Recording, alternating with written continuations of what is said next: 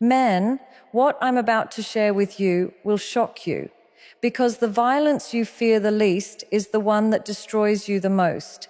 It's silent, it's invisible, and it's happening every single day. And most men don't even recognize it until it's too late. When we think of violence, most people immediately picture bruises, broken bones, or scars that can be seen with the naked eye. But the most dangerous type of violence is often the one you cannot see, the one that doesn't draw blood but eats away at a man's confidence, his dignity, and his very sense of self. Psychological violence operates in the shadows.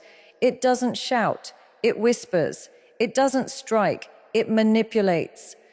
And that is what makes it far more devastating than anything physical, because it goes undetected by outsiders and often even by the man who is suffering from it.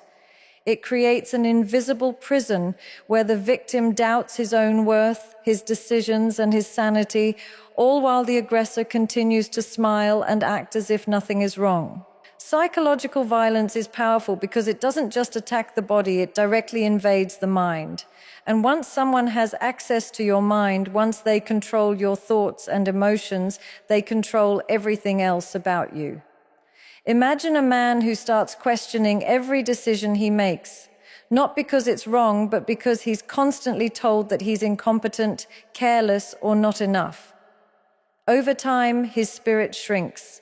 He no longer takes risks, he no longer stands tall, he no longer believes he deserves respect. He becomes a shadow of who he once was. That's the hidden effect of psychological violence. It makes you destroy yourself from the inside, while the person inflicting it sits back and watches as if they had nothing to do with it. One of the most subtle aspects of this form of violence is that it hides behind normal human interactions.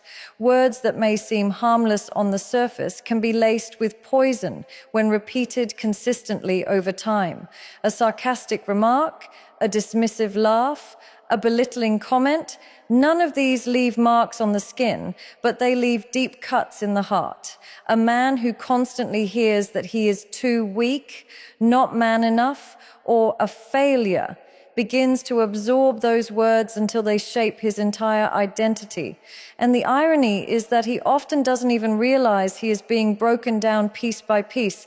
He tells himself to ignore it, to be strong, to not take it personally. But what he doesn't realize is that this strength he thinks he's showing is actually making the psychological violence more effective, because he refuses to call it what it truly is. Another reason psychological violence is so powerful is that it doesn't create a single dramatic moment of pain, but rather a slow erosion of self. Physical violence may hurt in the moment, but wounds heal with time. Psychological violence, on the other hand, doesn't hit all at once. It drips like water on stone, slowly carving away at the foundation until the entire structure collapses.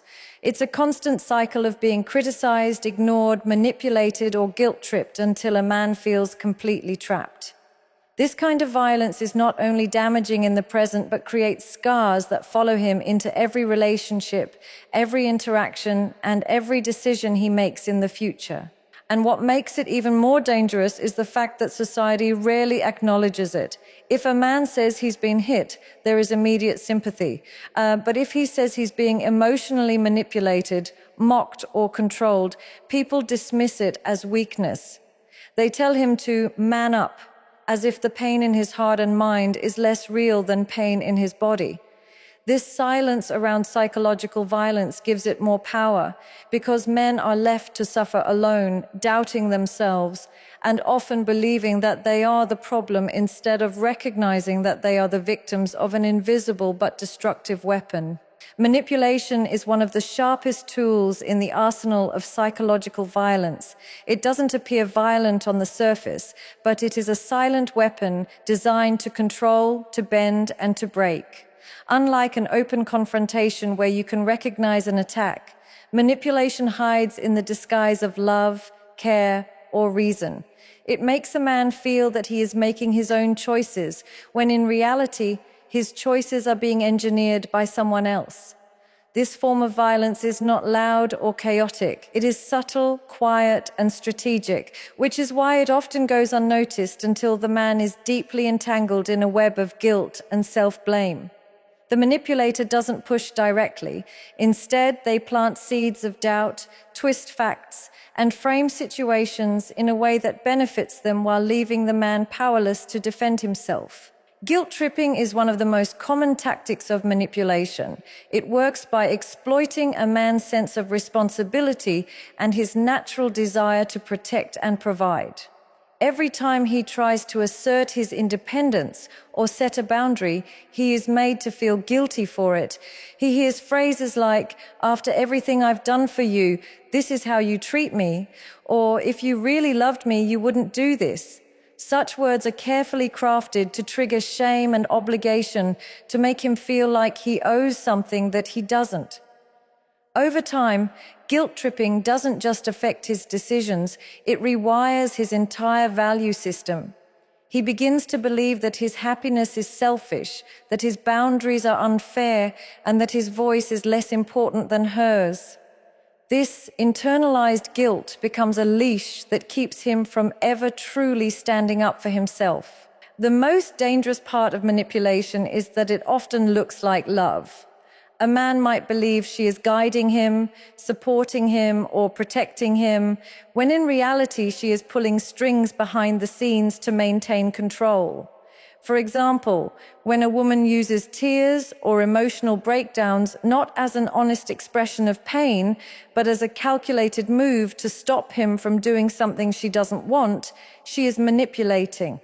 When she constantly reminds him of past mistakes, not to heal, but to keep him in a permanent state of apology, she is guilt tripping. These tactics don't just create temporary compliance, they create long-term dependency because the man begins to feel incapable of making decisions without her approval. And that is the true goal of psychological violence, to strip away his autonomy and replace it with submission. Over time, manipulation and guilt tripping make a man lose trust in himself. Every action he takes is second-guessed. Every choice feels like a potential mistake, and every attempt to assert himself is drowned under accusations of selfishness or cruelty. He starts to live not by his values, but by her expectations. If she's upset, he feels guilty. If she's distant, he feels responsible. If she fails, he feels that it's somehow his fault. This endless cycle of responsibility without relief crushes his spirit and convinces him that no matter what he does, it will never be enough. And the more he tries to fix things, the more he falls deeper into the trap, because manipulation thrives on effort. It uses his own good intentions as a weapon against him. What makes guilt tripping especially destructive is its ability to reshape reality. The manipulator crafts a version of events where the man is always the problem, always at fault, always the one who needs to apologize. Even when logic is on his side, even when he knows deep down that he has done nothing wrong, the weight of guilt bends his will. He begins to doubt his own memory, his judgment, and his perception of truth. This mental distortion is not just frustrating, it is devastating, because once a man loses trust in his own reality, he becomes completely dependent on the manipulator's version of events. He no longer asks, "Am I right?" but instead, "Am I allowed to think this way?" That is the ultimate victory of psychological violence, when a man no longer believes in his own truth and willingly surrenders it to someone else. Silence may appear harmless, but in the context of psychological violence, it is one of the most punishing weapons that can be used against a man. Unlike shouting, accusations, or open conflict, silence creates an invisible wall between two people. It denies connection, denies communication, and denies acknowledgement of existence itself. The silent treatment is not simply about being quiet. It is a calculated form of punishment designed to make the man feel invisible, unwanted, and irrelevant. A woman who uses this tactic knows exactly what she is doing. She is withholding something essential, not food or shelter, but emotional oxygen. And the man, desperate for connection, begins to suffocate under the weight of that silence, questioning what he did wrong, how he can fix it, and whether he even deserves love at all. Emotional withdrawal operates in the same way, but it is even more subtle. It doesn't necessarily mean ignoring completely, but rather pulling away emotionally while still appearing physically present. She may still sit in the same room, still share the same space, still go through the motions of daily life, but her warmth is gone. Her affection, her validation, her presence as a partner is no longer available. Every word becomes cold, every glance becomes distant, and every interaction feels like a transaction. This creates a void, a silent but powerful reminder to the man that her love and attention are conditional, that they can be switched off like a light whenever she chooses.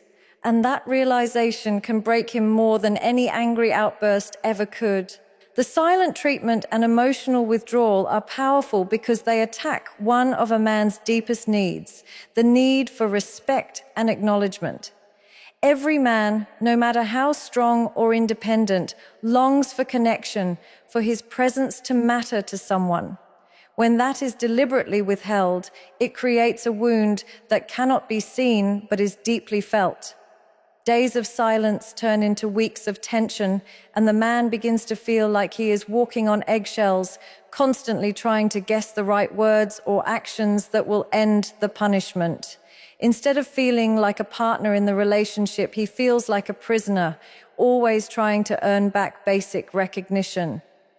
The tragedy is that this form of punishment often comes without explanation, leaving him in a state of confusion where he doesn't even know what crime he is being punished for.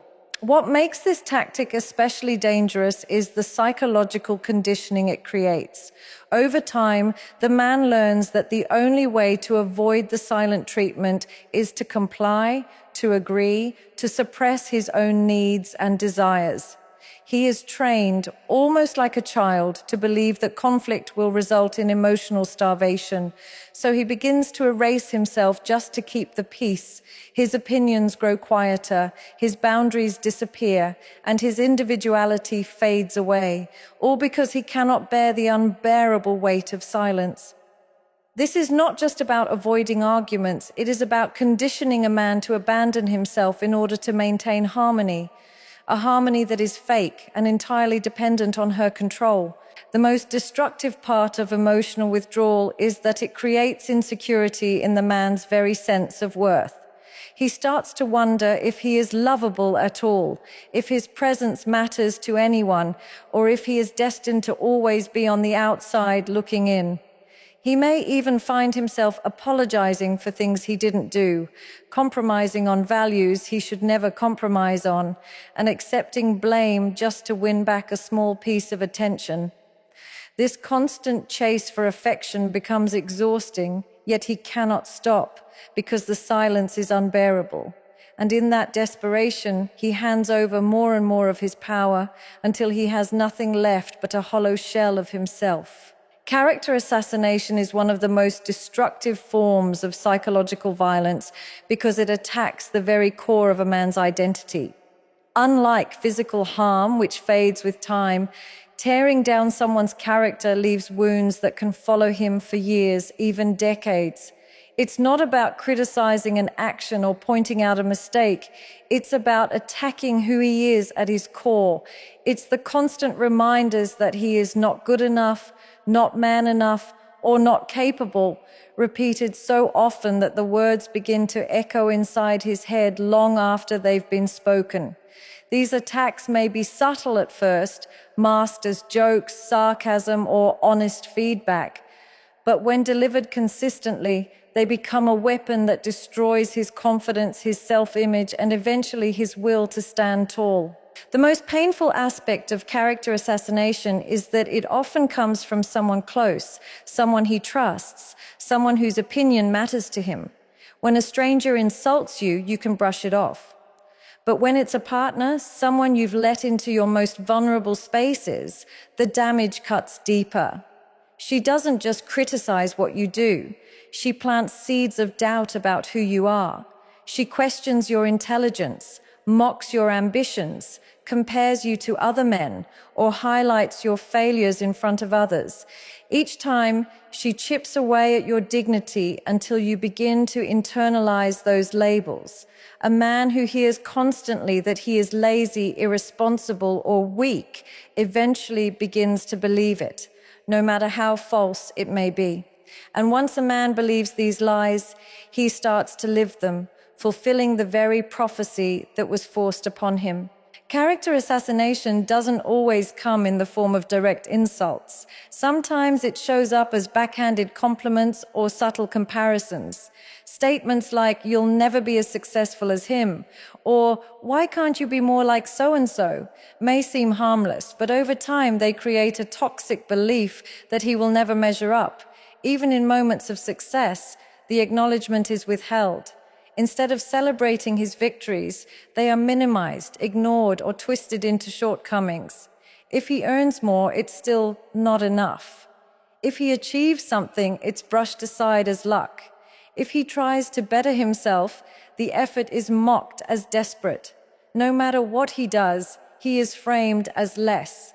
And eventually, he begins to feel like nothing will ever be enough. This form of violence is devastating because it steals not just his confidence, but his hope. The long-term effect of character assassination is the erosion of a man's self-respect. When you are constantly told you are worthless, you start to behave as though you are. He stops aiming high, he stops defending himself, he stops believing he deserves better.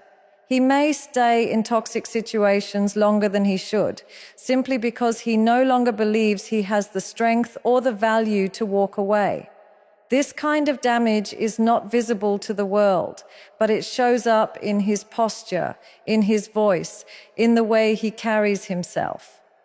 A man who once stood proud begins to shrink into the background, no longer fighting for his place because he has been convinced that he doesn't deserve one. Character assassination also isolates a man from others. When he is constantly told that he is unworthy, he feels ashamed of who he has become. He withdraws from friends, avoids opportunities, and hides his true self, fearing that everyone else will see him the way she portrays him. The more he isolates, the more power the abuser gains, because now his entire self-image depends on the very person tearing it apart. This creates a vicious cycle where the only source of validation he craves is from the one who is destroying him. And this dependency makes him easier to control, easier to manipulate, and easier to break down further with every word disguised as truth, but meant to kill his character slowly from the inside out. One of the most manipulative forms of psychological violence is the deliberate use of affection as a weapon. Affection in its true form is supposed to be unconditional, a natural expression of love, care, and intimacy. But when it is used as a tool of control, it becomes conditional, something given only when the man is obedient and withdrawn the moment he resists or asserts himself. This creates a power dynamic where love itself becomes a bargaining chip. Instead of being a source of comfort and stability, affection turns into a currency of manipulation, where the man is forced to earn basic warmth and validation. This distortion of love is not only cruel, but deeply confusing because it makes the victim question whether he is truly loved at all or merely rewarded for submission. The cycle begins with overwhelming affection, praise, tenderness, and emotional or physical closeness. In these moments, the man feels valued, respected, and deeply connected. He believes he is finally safe, finally seen, finally cherished. But the moment he does something that challenges her control, whether it's setting a boundary, making an independent choice, or simply disagreeing, that affection is suddenly stripped away. The love that was once freely given is now replaced with coldness, rejection, and emotional distance. This shift is not random. It is intentional. It sends a clear message. If you want my love, you must do things my way. Over time, the man learns to associate acceptance with obedience and rejection with resistance. His choices are no longer his own. They are dictated by the constant fear of losing love. This cycle of affection and rejection is powerful because it mirrors the addictive patterns of reward and punishment. Just like a gambler who keeps playing for the next win, the man keeps complying for the next moment of affection. Even when he is hurt, even when he knows he is being manipulated, the memory of warmth and closeness keeps him hooked. He tells himself, if I just do better, if I just try harder, if I just don't upset her, maybe I'll get that love back. This desperate hope traps him in a loop where he sacrifices his own needs, his voice, and his identity, all in the pursuit of fleeting validation that never lasts. And with each cycle, the control grows tighter because he becomes more dependent on the highs of affection and more terrified of the lows of rejection. What makes this form of psychological violence particularly cruel is its ability to attack a man's masculinity and his sense of self-worth. Rejection is not limited to emotional withdrawal. It often extends to intimacy as well. Affection is withheld not just as a punishment, but as a way to assert dominance, to remind him that even his most basic human desires are under her control. She decides when he is worthy of closeness, when he is allowed to feel wanted, when he is permitted to feel like a man. And when rejection is weaponized repeatedly, he starts to feel undesirable, inadequate, and powerless. Instead of seeing himself as strong and capable, he begins to believe that his very worth as a partner, as a man, depends entirely on her approval. Over time, this push and pull dynamic conditions him to accept the unacceptable. He normalizes the cycle, convincing himself that it's just part of the relationship, that every couple goes through ups and downs, that if he just loves harder, it will all stabilize. But what he doesn't realize is that stability will never come because the instability is by design. The unpredictability of affection and rejection is what gives the manipulator power because it keeps him constantly unsettled, constantly guessing, constantly chasing love that should never have been conditional in the first place. He ends up living in a state of constant anxiety, never knowing when the warmth will return or when the coldness will strike again, never realizing that this is not love at all, but a carefully crafted system of control that feeds on his deepest emotional needs and fears. When we talk about violence, especially in relationships, society rarely considers the silent destruction of a man's mental health. We are conditioned to see men as strong, unshakable, and immune to emotional damage. Yet behind that facade, many men are silently carrying the invisible wounds of psychological violence.